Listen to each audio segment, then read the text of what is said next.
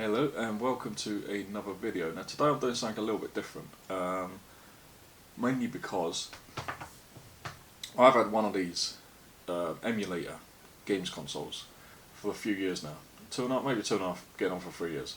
And it's by ANBERNIC.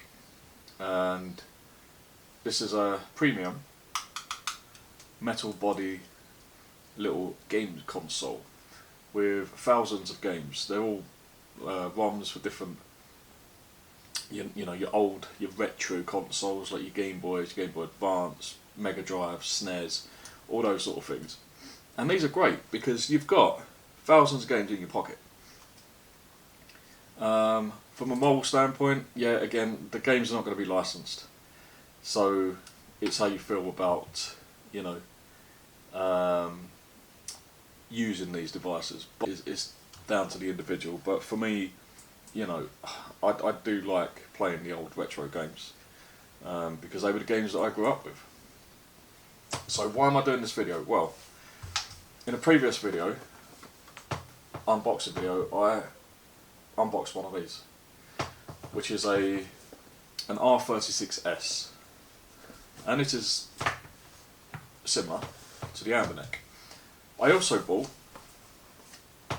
an SF3000 with a sticker on the front. It really does bug me that they do that. And my most recent purchase is, I'm not sure what this is, but it's just model E6. Because I wanted to see whether these cheap little emulator consoles that you can find on places like AliExpress, Temu, whether they're going to actually compete with this, which cost considerably more. So let's start with unboxing. It's not all these have been unboxed. We have tried them, so I kind of know how they work. So it's not a genuine unboxing video, but I will show you what you get. You get a nice foam screen protector. There's the console itself. You also get instructions and your USB-C cable. All these are USB-C charging, which is good. Which, you know, it's pretty well made. The buttons feel okay. I will say the buttons are a little bit smaller than what I would prefer, but they're okay. You've got your thumbsticks, which are clicky, and you've got your back buttons, or your shoulder buttons. Now on one side you've got the TF card slot or micro SD card slot with the operating system, although that is empty, which is, so obviously it may be on the one card on this one. You've got your volume up and down, and on the other side you have got your power button, your reset button, and your TF2 card slot, which is for your games or your ROMs. And then underneath you've got two USB-Cs, one is for charging and one is for on-the-go devices, and you've got an audio jack. Okay, so that's that one. We'll have a look at all these gaming in a minute. But personally, I prefer holding like a PSP style controller, console. I just find it more comfortable, which is why I bought this, the SF3000 game player. So again, you get your instructions, you get another foam. They all seem to come with this foam pad to protect the screen. You get your console and USB cable. So yeah, this one is much more like your kind of PSP, which was one of my favourite consoles when I was younger. I spent hours and hours on my PSP. I used to travel a lot to work by train and bus and that, so I was always bored. So I was always playing with my PSP console. And this is very similar, like the layout. You've got two shoulder buttons on this one. You've also got two back buttons. Your thumbsticks are staggered, and then you've got your buttons and your D-pad. Start select. On this one again you've got USB-C, headphone jack, memory card, your power switch, your volume, and I think that is it on this one. Yeah, everything is on the top. one thing I do like about this little device is it does come with these little tiny, well, you can see that because I'm wearing a black t-shirt, but yeah, it's got these little kickstands, so it will actually stand up, which is quite cool.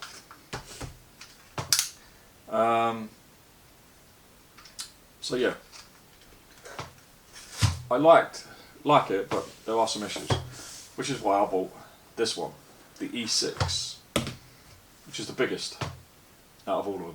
Again, you get your phone pad, and then you get the device itself. Instructions are in there, and you've got your, this is a really good actually length by the look of it, USB-C cable. Right, now this is the biggest out of these devices, and it's quite comfortable to hold because of the size. I just find it a little bit bigger. It's also curved at the back like a controller, so you've got more of a natural sort of like grip. You've got your, let's just do it that way. You've got your thumbsticks both at the top, and then your D-pad and your buttons are below them. I'm not sure, that's the only thing I'm not 100% sure about. I kind of prefer the buttons at the top, because with these games most of the time you are pressing the buttons. So having them down there, your thumbs, yeah, I think that's the only thing I would have preferred if the buttons were at the top. Maybe done it staggered like that console. So you've got, actually no, the buttons on that side are at the bottom as well. So the D-pad's at the top. Okay, maybe I'm talking shit.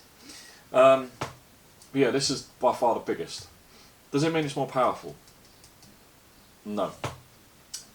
This one, the original ANBERNIC that I've had for a while, and this one, they all have the same RK3326 4-core processor that runs at about 1.5 GHz.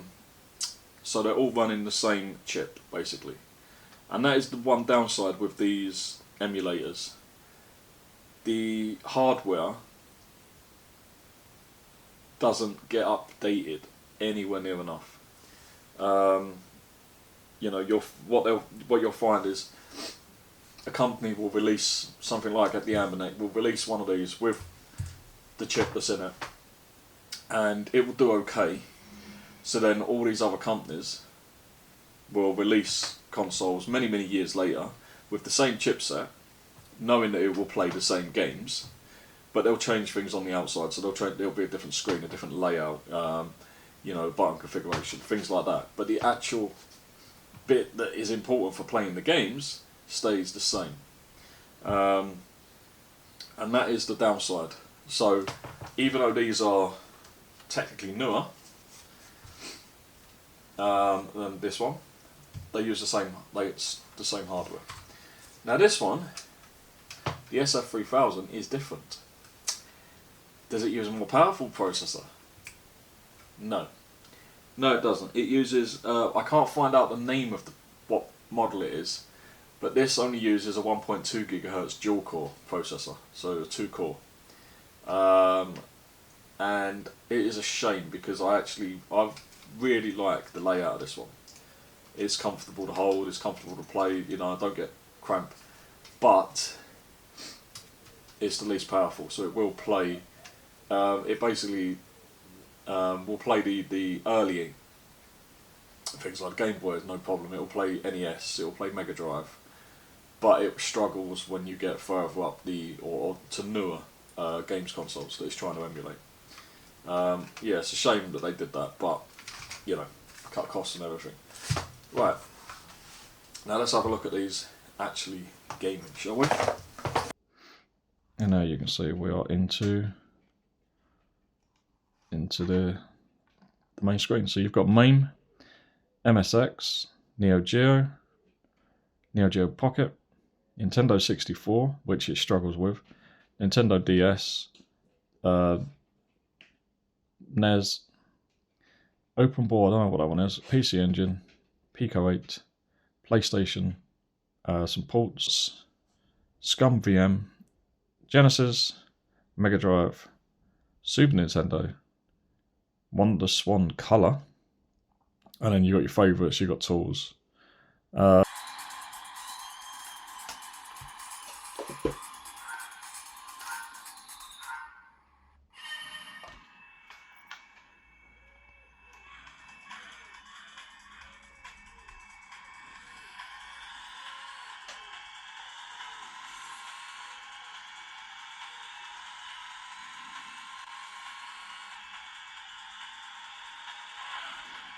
So that doesn't steer, which is stupid. You can only steer from the D-pad. What's the point of having analog sticks?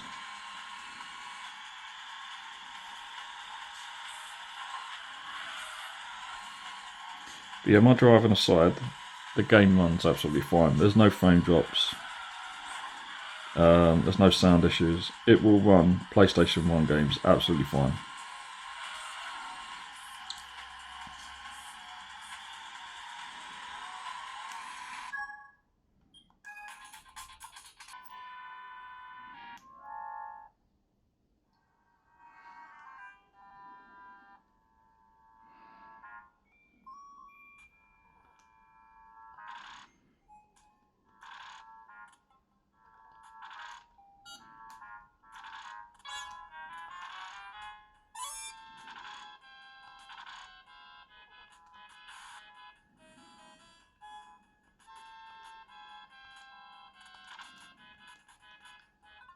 Ah.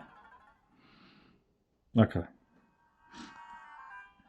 I said I like playing these old games. I didn't say I was any good at them.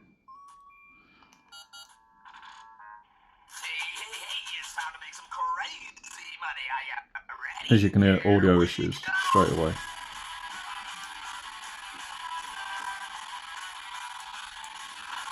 How the bloody would you drive them? Oh, right, those buttons. And this is the problem. As I say, it's got the Dreamcast emulator, but it's dropping frames. Yeah, it's not powerful enough to drive, to run Dreamcast emulators. So, older emulators, no problem at all. Newer ones, they will struggle with. So, just be prepared for that. But yeah, that's the ANBERNIC. Now, I will say, the screen on this one is really good. Really, really good. It's bright, it's vibrant, it's sharp. It's a much better screen than the ANBERNIC. The ANBERNIC looks so dull in comparison. So absolutely love the screen. They have really done well there. The layout, the buttons, everything seems alright. We won't go into Dreamcast because there's no point. It's the same chip. It's going to struggle the same.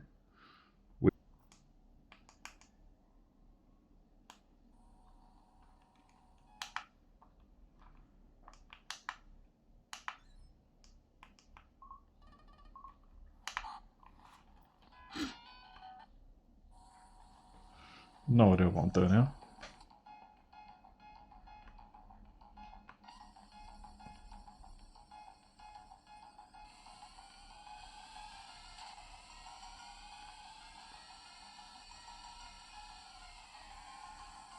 Wow.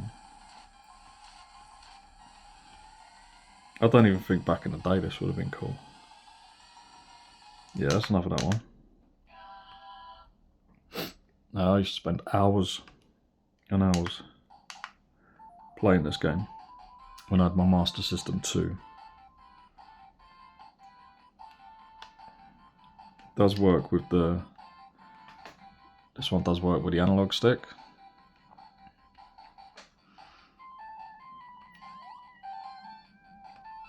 But yeah, the colours on this screen are really, really nice.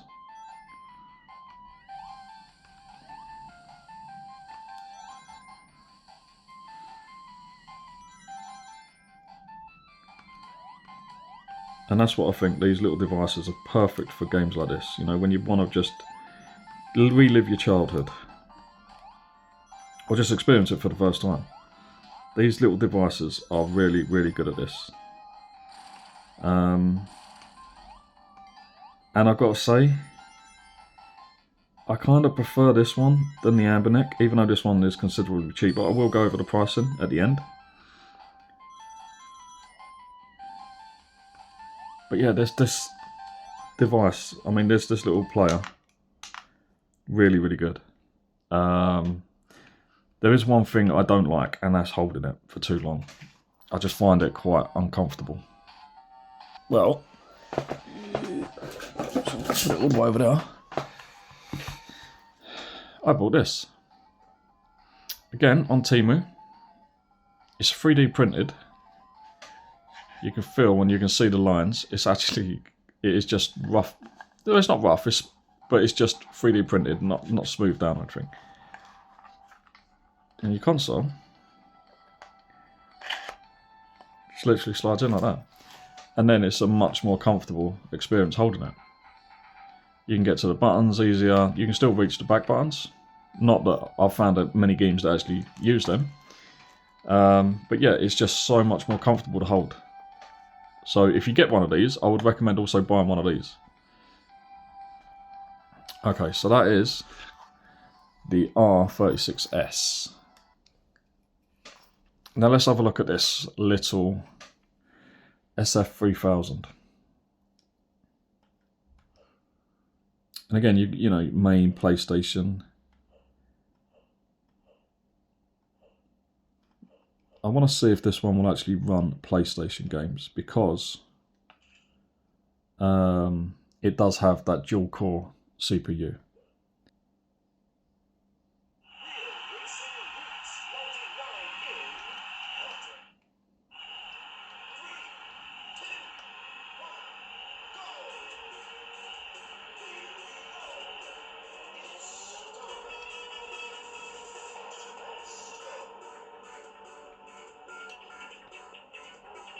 Whoa, what the fuck?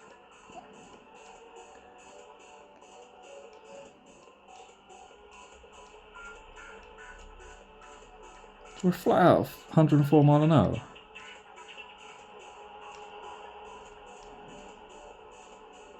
Don't seem overly fast, does it, for a racing game? Oh god. Well, it actually runs it. I didn't think it would. It just goes to show, sometimes I forget how old the PlayStation is. So it will run PlayStation games. Yeah, I'm crap at these, I really am.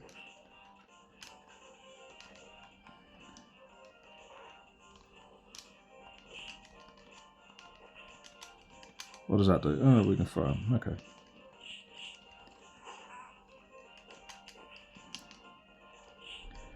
So if you're a fan of the fighting games, and you're good at them, unlike me, then these little devices are pretty good. I will say that it seems that the edge of the screen has been cut off.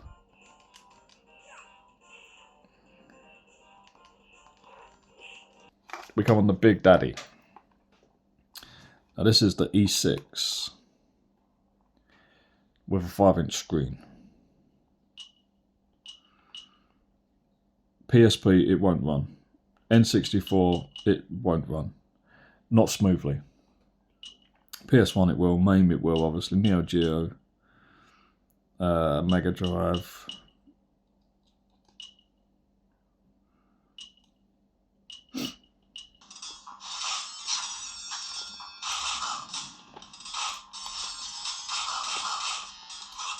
Though you wouldn't believe it. What the fuck? Why not doing anything? None of these buttons are doing shit. Wow.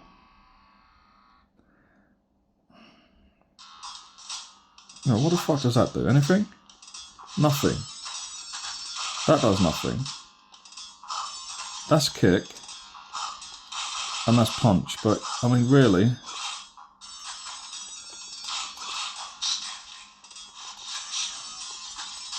Ah, you prick.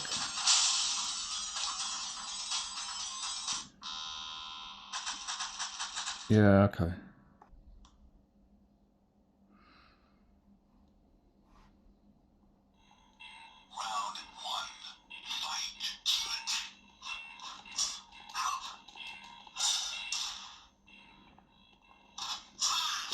So yeah, it will run this absolutely fine.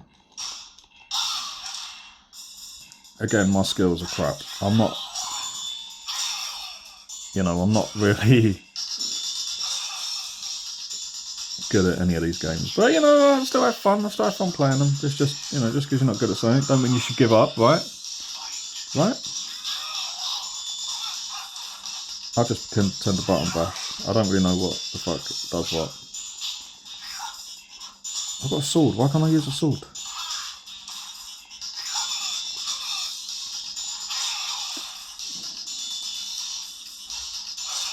Well, as you can see, you don't want to mess with me. Alright? You just don't. So...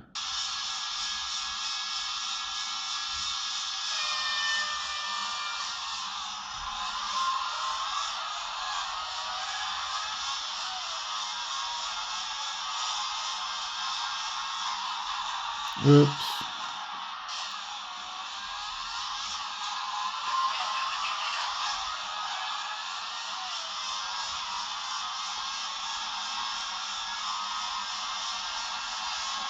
This does work with the analog stick, but yeah, we're dropping frames. It's playing better than what I thought it would. It is playable. It's just I can't drive. And again, with the analog sticks, it's the same as the D-pad. The steering is on or off. There is no analog. I really don't know why they have them on these devices, because literally as soon as you touch it, it's like you've put full steering lock on. But yeah. Okay, so...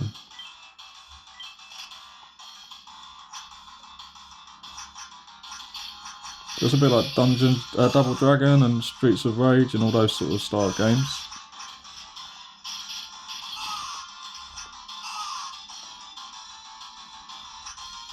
Which I must admit, I'm kind of a fan of. I do like them sort of games. Double Dragon I really liked. I used to spend a lot of money in the arcades when I was younger, playing Double Dragon. Me and my brother, Peter.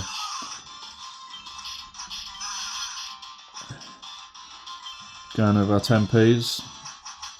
God, do you remember that when you used to be able to go down? Or obviously if you're only in the United Kingdom, you'd remember 10p's. But yeah, you used to put 10p in the machine, the big old 10p's. Nowadays, most games at the arcade are at least £1. Now things change, eh? Okay, that's not fair. How do I pick it up? Oh, okay. Right on. How? Okay, so we've had a little play with them all, and they all tend to do what they say they're going to do to a degree. They do struggle with the high-end emulators, the latest consoles that they kind of put on there. Like, some of them will struggle with the N64, Dreamcast, PSP is another one that they will struggle with. Now with this one, the ANBERNIC, you do have a lot of settings. You can go into the different, you can use different emulators for the game. Some work better than others. You can change things like frame skip, so it's easier for the game to run. There is a lot you can do with these. You can change the resolution of the games, upscaling, things like that. These ones, these other three, I haven't looked fully into them, but they're definitely, when you go into the settings, there are a lot less settings that you can play with. So yeah, that is one difference with the ANBERNIC. It's a lot more open source sort of thing. You can change so much more on this.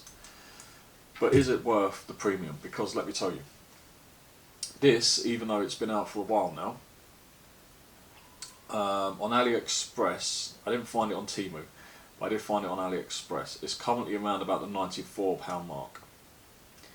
Okay, and this has got a 3.5-inch IPS, 640 by 480 resolution, 3,500 mAh battery, and it's got the RK3326 quad-core processor, CPU. So it's about £94. But as I say, it is metal. It does come with 2 SD cards, micro SD cards. One's got the operating system on it, one has got the games on it. The closest challenger to that, I would, in terms of like the size of the screen, because this is the R36S, and it also has got the same size screen, but the bezels are smaller. It's got the same chipset, so it's, again, it's running at 1.5 GHz, 4 cores. It's got a 3000 mAh battery. It's a slightly smaller battery, but the screen on this is so much nicer than the ANBERNIC.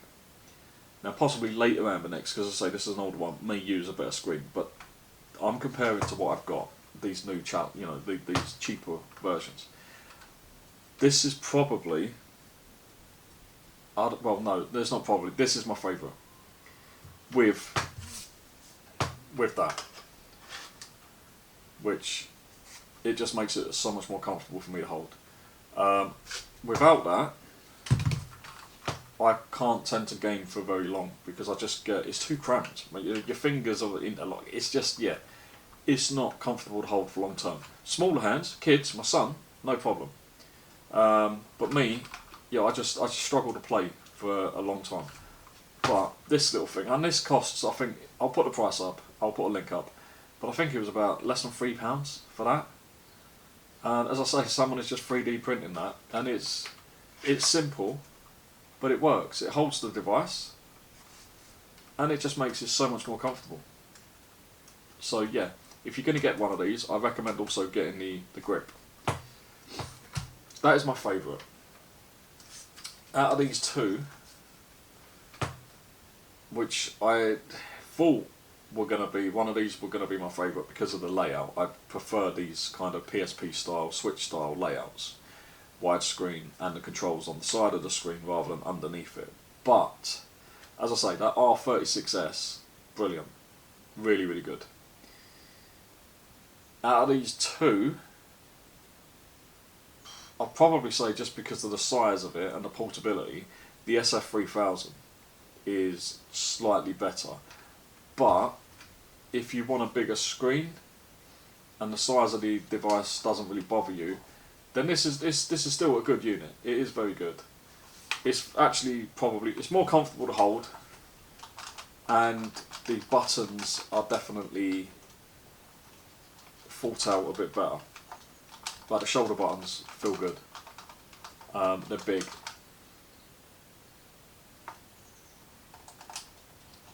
The D-pad feels good, the buttons feel good, and the fact that with this one you can get to the start and select button and the, I'm not sure what mode, maybe the M is mode because it takes you out of the game. You can get to everything. So it is good, but I think for portability, this one, the only downside about this one, as I say, it comes with a 1.2 GHz dual core processor, not the quad core in the other machines, but it doesn't seem to harm it too much. So yeah, I would rank them, actually, I'd have to put the R36S at the top, above my much more expensive ANBERNIC. Simply because the screen on this, the colours just pop. It is a really, really, really good quality screen. Yeah, so that would be my first choice. If you can get one of these, get it. Where I bought this one from, it now says discontinued, but these are all over Temu, all over AliExpress. So yeah, I mean, that brings us to the end of this video. I hope you've enjoyed it. I hope you found it relatively informative. I mean, I'm not going into the ins and outs of how these emulators work. There are reviewers out there that specialise in these little consoles, and they will do a far better job than I can. I'm not here to go into the technical kind of aspects of these devices.